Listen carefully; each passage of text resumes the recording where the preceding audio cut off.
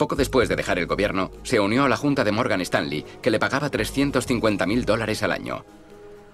Ruth Simons, presidenta de la Universidad de Brown, gana más de $300.000 al año en la junta de Goldman Sachs. Larry Summers, que como secretario del Tesoro jugó un papel crucial en la desregularización de los derivados, se convirtió en presidente de Harvard en 2001. Mientras estaba en Harvard, ganaba millones como asesor de fondos de inversión y millones más dando conferencias, muchas para bancos de inversión.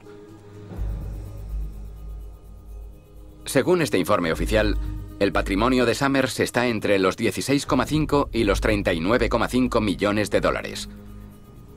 Frederick Mishkin, que volvió a la Escuela de Negocios de Columbia tras dejar la Reserva Federal, declaró en este informe que su patrimonio estaba entre los 6 y los 17 millones de dólares. En 2006 fue coautor de un estudio del sistema financiero islandés. Correcto. Islandia es un país avanzado con excelentes instituciones, baja corrupción, leyes que se cumplen. La economía ya se ha ajustado a la liberalización financiera con una regulación prudencial y una supervisión que en general es bastante estricta. Sí, y eso fue un error. Resultó que la regulación prudencial y la supervisión no eran estrictas en Islandia, y menos durante ese periodo. ¿Qué le llevó a pensar que lo era? Creo que se habla según la información que se tiene, y generalmente la visión es que Islandia tenía muy buenas instituciones, que era un país muy avanzado y que no era... ¿Quién le dijo eso? ¿Qué investigación? Bueno, se habla con gente. Se tiene fe en el Banco Central, que fue el que falló en sus funciones.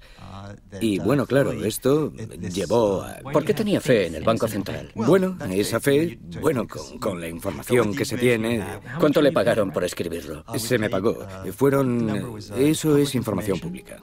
Frederick Mishkin cobró $124.000 de la Cámara de Comercio de Islandia por escribir este informe. En su currículum, el título de ese informe ha cambiado de estabilidad financiera en Islandia a inestabilidad financiera en Islandia. Bueno, no sé. Sea lo que sea, puede ser un error tipográfico. Es sabido por el público que cuando alguien hace una investigación sobre un asunto, se descubre si tiene un conflicto financiero en esa investigación. Pero por lo que yo sé, no hay medidas al respecto. No me imagino a nadie no haciendo eso. Me refiero a plasmarlo en papel. Habría una sanción profesional por fallar en eso. No veo aquí en ningún sitio del estudio, no ha indicado que le ha pagado la Cámara de Comercio de Islandia por realizarlo. No, yo no sé. Vale. Richard Portes, el economista más famoso de Gran Bretaña y profesor en la Escuela de Negocios de Londres, fue comisionado también por la Cámara de Comercio de Islandia en 2007 para que escribiese un informe alabando al sector financiero islandés. Los bancos tienen mucha liquidez. Han ganado dinero con la caída de la corona islandesa. Son bancos fuertes. Sus fondos de mercado están asegurados para el año siguiente. Están bien gestionados. Richard, muchas gracias. Como Mishkin, Portes tampoco incluyó en el informe que había cobrado de la Cámara de Comercio de Islandia. ¿Exige Harvard que se revelen los conflictos de intereses financieros en las publicaciones? No, según mi conocimiento. ¿Usted pide que se informe de las compensaciones que se reciben de actividades externas? No. ¿No cree que es un problema? No veo por qué. Martin Feldstein en la junta de AIG, Laura Tyson que se va a la de Morgan Stanley, Larry Summers ganando 10 millones al año como asesor de empresas financieras. Irrelevante. Pues sí. Sí, básicamente irrelevante. Ha escrito varios artículos sobre gran variedad de asuntos. ¿Nunca le pareció oportuno investigar los riesgos de las permutas no reguladas? No, nunca. La misma pregunta sobre las compensaciones a ejecutivos, la regulación del gobierno de las empresas, el efecto de las contribuciones políticas. No sé si tendría algo que añadir a esas discusiones. Estoy viendo su currículum. Me parece que la mayoría de sus actividades externas son asesoría y dirección de acuerdos con empresas de servicios financieros. ¿No está usted de acuerdo con la clasificación? No, mis clientes como asesor no aparecen en mi currículum, así que no sé. ¿Quiénes son sus clientes como asesor? No creo que tenga que hablar de eso con usted. Muy bien. Tiene un par de minutos más y la entrevista se acaba. ¿Trabaja usted como asesor para alguna empresa financiera? La respuesta es sí. Pero no quiero entrar en detalles sobre eso. ¿Incluye empresas de servicios financieros? Posiblemente. ¿No lo recuerda? No estoy ante un jurado, señor. He sido educado dándole tiempo tontamente, ahora lo veo. Le quedan 3 minutos. Aprovéchelos bien. En 2004, en el pico de la burbuja, Glenn Hubbard fue coautor de un artículo muy leído junto con William C. Dudley, el economista jefe de Goldman Sachs. En el artículo, Hubbard alaba los créditos derivados y la cadena de titulación, al exponer que han mejorado la distribución del capital y aumentado la estabilidad financiera. Cita la volatilidad reducida de la economía y expone que las recesiones se han vuelto menos frecuentes y más livianas. Los derivados crediticios ayudan a proteger a los bancos de las pérdidas y ayudan a distribuir el riesgo. Un investigador médico escribe un artículo diciendo que para curar esta enfermedad hay que tomar cierto medicamento. Resulta que el doctor recibe el 80% de sus ingresos de la venta de ese medicamento. Eso no le molesta. Creo que es importante explicar que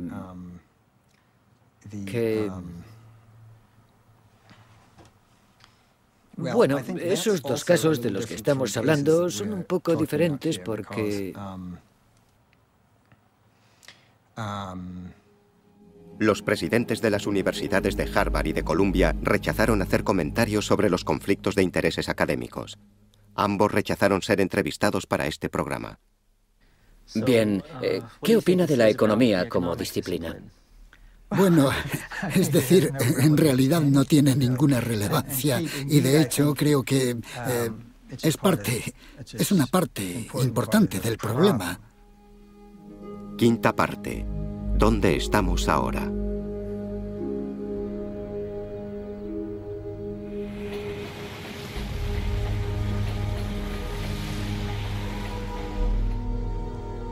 El aumento de poder del sector financiero en Estados Unidos fue parte de un cambio más amplio. Desde los años 80, los Estados Unidos se habían convertido en una sociedad menos igualitaria y su posición como potencia económica había decaído. Empresas como General Motors, Chrysler y US Steel, en tiempos núcleo de la economía del país, estaban mal gestionadas y se quedaban atrás con respecto a sus competidores extranjeros. Mientras países como China abrían sus economías, las compañías estadounidenses se deslocalizaban para ahorrar dinero. durante muchos años, 660 millones de personas en el mundo desarrollado estaban protegidos de forma efectiva de toda esa mano de obra adicional que existía en el planeta. De repente, el telón de bambú y el telón de acero cayeron y había 2.500 millones de personas extra. Los operarios de Estados Unidos eran despedidos por decenas de miles. Se destruyó la base productiva en el curso de muy pocos años.